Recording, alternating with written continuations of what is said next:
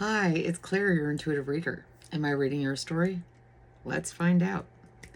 I'm a little hesitant because I actually didn't want to do this reading. It was very painful energy. It was very personal. And I was concerned about putting it out there, but I think it's important it came through. And I always say, like, only bring me the messages that I'm meant to convey. So what I'm seeing is this is a core wound. This is a core issue. And it's like your core, your essence, instead of being full of life, like in the womb, it's turned to stone. There's been a great deal of pain here. This could be a parental mother figure, someone who was in direct line with you, raising you, like, or they should have.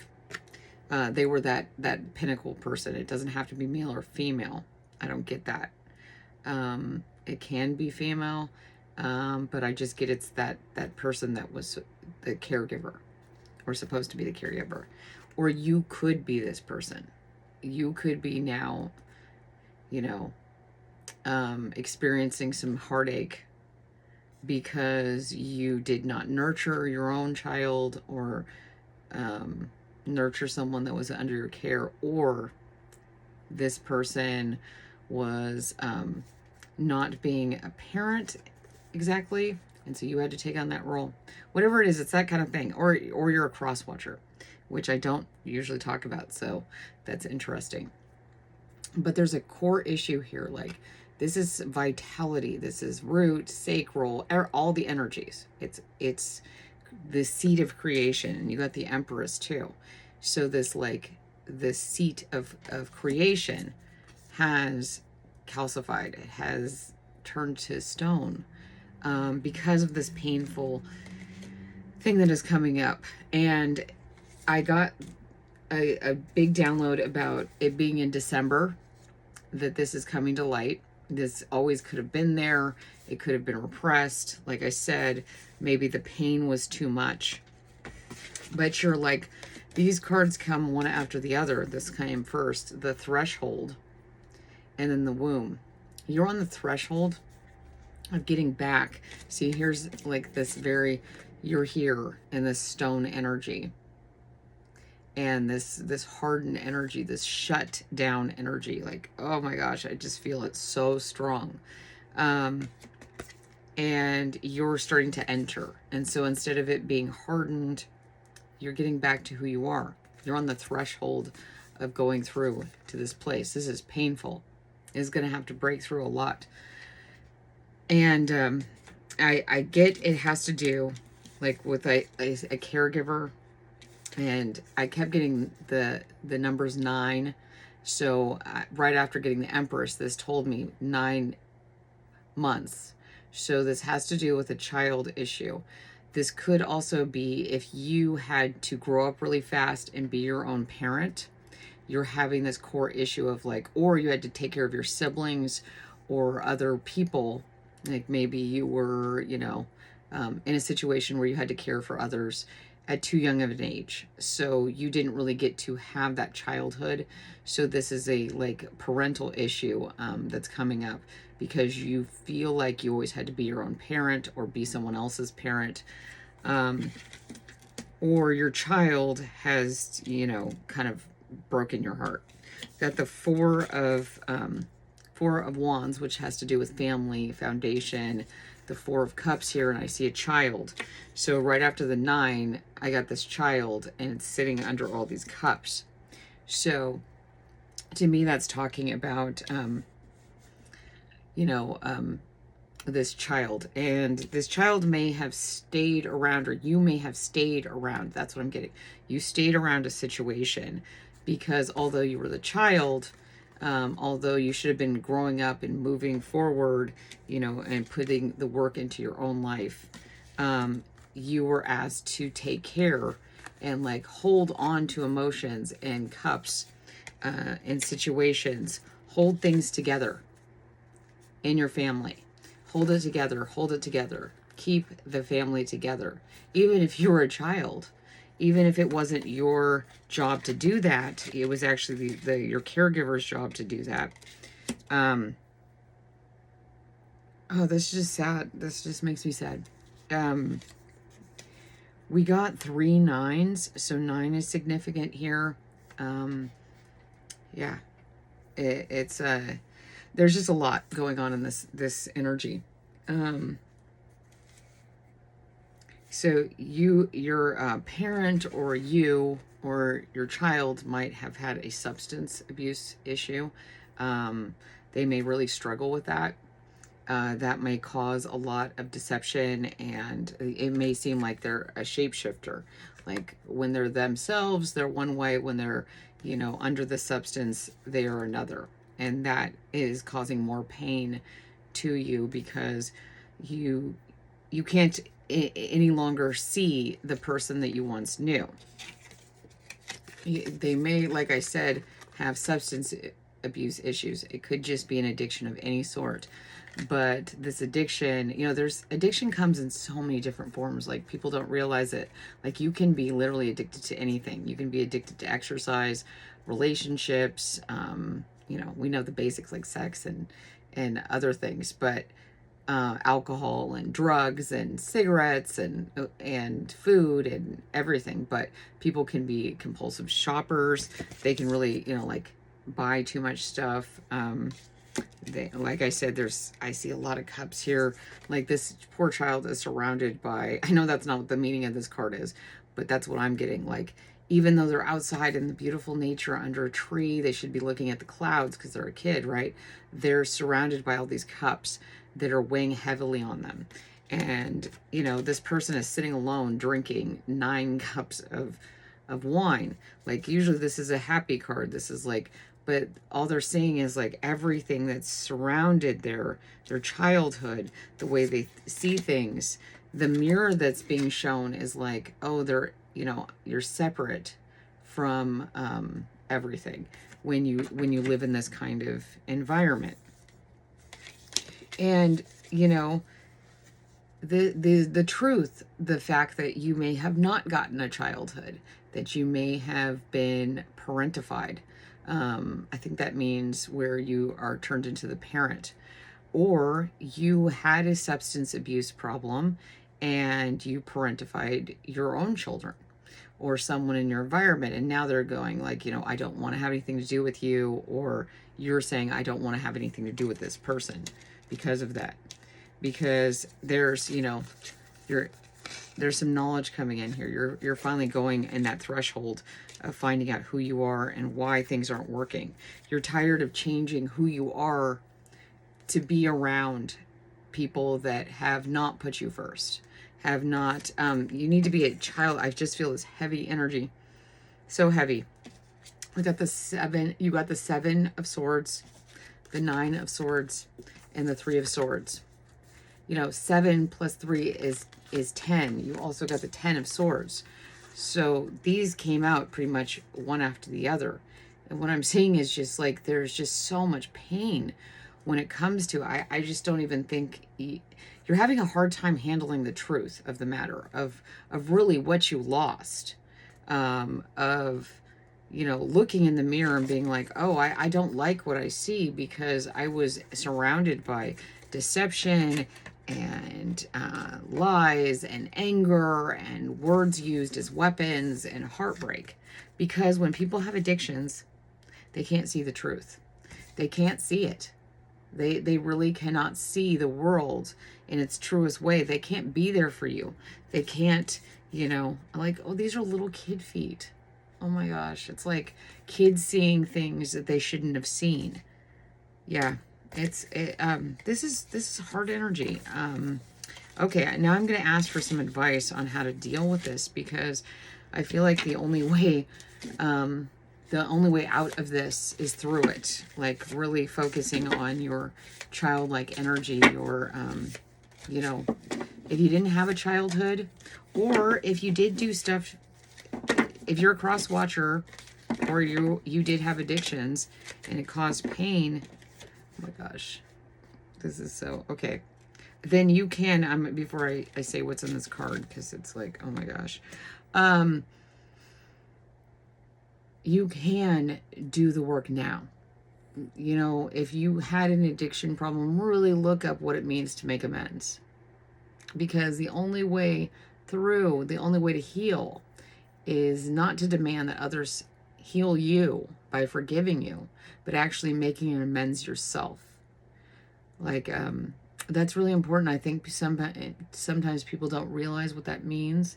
And you may never get that from a person, you know, a parent who didn't take care of you, or you might not get it from your child who has an addiction, but you can give it. You can make an amends for everything that you have done, said, and lived through. You can make an amends to your inner child that, yes, it wasn't your fault that you didn't get these valid things, but if you do it for yourself, you can heal yourself. That's not easy. Oh my gosh. So what I was laughing about was you got number 10, which is family healing. Trust. Trust in the support of your earth soul family. Yeah, I think that's one thing. We always say we know what family is, but that shifts. That shifts depending on what environment we're in. What does soul family mean to you? What is that inner light? Like, oh my gosh, the symmetry here is beautiful. Like, so we have the womb energy here. And within is the soul family, within the creation. So finding what your soul family is. I was responding to a comment from another, from a subscriber, which I really appreciate your comments. Please keep commenting, even if I am unable to get back to you. But she was saying how everyone's betrayed her and she just can't trust anybody else. And I totally understand that. I mean, human beings are not always the most pleasant creatures, right? We, no matter what we believe, they can be the most unkind creatures. But there are people that are like you. If there's one person like you, that means there are others. Like, we are not that different. We are not. We may just not have come across each other yet. So if we put into our own cup, if we like really believe and heal ourselves, heal our inner child, there'll be someone else that comes along that you resonate with. I mean, the great thing is we have the internet now. It's easier to find our soul tribe. And that's trying to tell you, you know, you have to put the effort into yourself. You have to heal your inner child. Like, it's like not learning to tie your shoes. Yeah, you could wear Velcro shoes your whole life. I wouldn't suggest that unless you want to be, you know, laughed at. Because unless they're really cool Velcro shoes, which has only been a few, you know, we got to go with learning to tie our shoes. If we didn't learn how to cross the street or do basic things like eat with utensils, we still have to learn that. And that's what we have to learn about ourselves, that no matter what happened to us when we were kids, we've got to look in the mirror and pour into our own cup and bring in the soul family we want. Like, I know this is painful energy. I know you don't feel it. The grief process is so important. So you need to have stability. What I like about this is, here's the flower. See, these cards actually go one after the other. There's been a lot of synchronicities. I actually wrote down 7, 8, 9, and then we had 10. So like, there's that little nursery rhyme that keeps coming to my head. 1, 2, buckle your shoe. 3, 4, open the door. So these are things that you have to learn. You have to learn the order of them. You have to actually do them. So if you didn't learn how to be a kid, if you were unable, because, you know, this started from the moment you were in the womb, you were going, you know, you were expected to be the rock, the solid one, even though you were the child, even though you were, you know, take it how it applies, the energy, because this is a collective reading. But if you were expected to do that, you don't know what your stability is. So you have to bring it forth.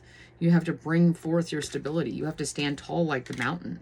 You know, I also got the mountain and the other cards and I didn't pull it out.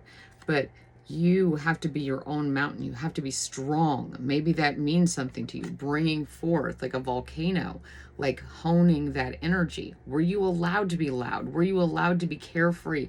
Did someone take care of you when you were sick? Did someone make sure that you were doing your homework? So align with the stability of Earth for grounding and support. And this again, Earth soul family. Yes, like really ground yourself. Maybe you need to do a meditation. There's one I do where I create a grounding cord from the base of who I am. It looks a lot like this. It goes deep into the earth and wraps with Gaia. Like I say, please connect, Gaia. And then it pulls out all the crap that's in my energy and like pull back your energy. Call it back. All you have to say is, I call back all my energy. I call back all my energy. It's amazingly powerful. Imagine a sun above you, pulling that energy down into your aura. Yeah, open your higher vision as you do. And then, like I said, so this, with this bringing this energy back and having this solid form, you also need to release. Like, you know, when you have energy that is not yours, release it. Surrender yourself and release all judgments. Fish pose. Yeah, release you. And this is a 31, which is a 4, another 4. This is about the foundation of who you are. Like, think about that mountain, 11.